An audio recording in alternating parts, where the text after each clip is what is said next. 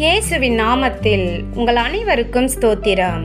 இன்று உங்கள் நாளை தேவன் ஆசீர்வதிப்பாராக. இன்று தேவன் உங்களுக்கு தரும் வார்த்தை பிலிப்பியர் 4:8. புண்ணியம் எதுவோ புகழ் எதுவோ அவைகளையே சிந்தித்துக் கொண்டிருங்கள். ஆம் பிரியமானவர்களே, நம்முடைய சிந்தனைகள் நம்முடைய வாழ்க்கையை வடிவமைக்கின்றது. புண்ணியம் எதுவோ புகழ் எதுவோ என்று சொல்லும்போது தேவன் நமக்கு நல்லது, தூய்மை, உண்மை, மதிப்புள்ள விஷயங்களில் மனதை நிறுத்த சொல்கிறார். கெட்ட சிந்தனைகள் நம்மை பயப்படுத்தும், தாழ்த்தும், நம்பிக்கையை கெடுக்கும். ஆனால் இந்த வசனம் அந்த கெட்ட சிந்தனைகளை விட்டு நல்லதும் தேவனுக்கு பிரியமான சிந்தனைகளை தேர்வு செய்ய அழைக்கிறது.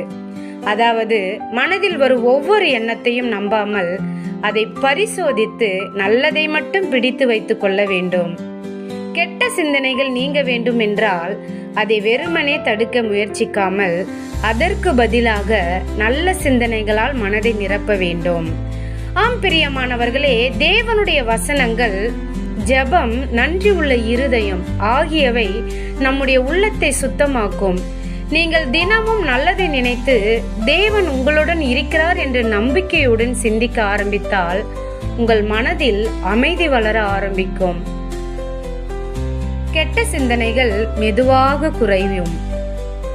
இதுதான் இந்த வசனத்தின் அர்த்தம். சிந்தனையை மாற்றினால் மனமும் வாழ்க்கையும் புதிதாகும். ஜெபம் செய்வோம்.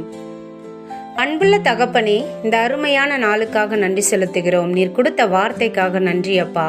நீர் சொன்ன வார்த்தையின் பிரகாரமாகவே எங்க இருதயத்துல காணப்படுகிற எல்லா கெட்ட சிந்தனைகளும் எங்களை விட்டு அகற்றி போடும்படியாக ஜெபிக்கிறோம் ஆண்டவரே. ஆமா ஆண்டவரே, உண்மையானதாகவும் தூய்மையானதாகவும் இருக்கிற விஷயங்களை நாங்கள் நோக்கி பார்க்கத்தக்கதாக கிருபை செய்வீராக அப்பா. எங்களை ஆண்டவரே சோத்திரம் ஆண்டவர். அழுத்துகிற பொல்லாத சிந்தனைகளை எங்களை விட்டு நீர் அகற்றும்படியாக ஜெபிக்கிறோம் ஆண்டவரே.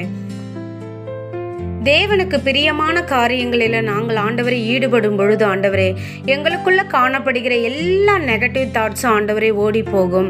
கர்த்தர் உம்முடைய பரிசுத்த வல்லமையினால எங்கள் இருதயங்களை பரிசுத்தப்படுத்தும்படியாக ஜெபிக்கிறோம் அப்பா.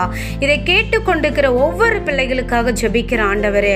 ஆம் ஆண்டவரே, உம்மாண்டை நெருங்க முடியாத சூழ்நிலை இருக்கிற ஒவ்வொரு பிள்ளைகளுக்காக ஜெபிக்கிறேன். அந்த பிள்ளைகளை நீர் ஆண்டவரை பரிசுத்தப்படுத்தி பரிசுத்த சிந்தனையினால நிரப்பி அவங்களுக்குள்ள இருக்கிற எல்லா நெகட்டிவ் தாட்ஸும் அவங்களை விட்டு அகற்றி போடும்படியாக ஜெபிக்கிறேன். இயேசுவின் நாமத்தினால் ஜெபிக்கிறேன் ஜீவனுள்ள நல்ல தகப்பனே, ஆமேன்.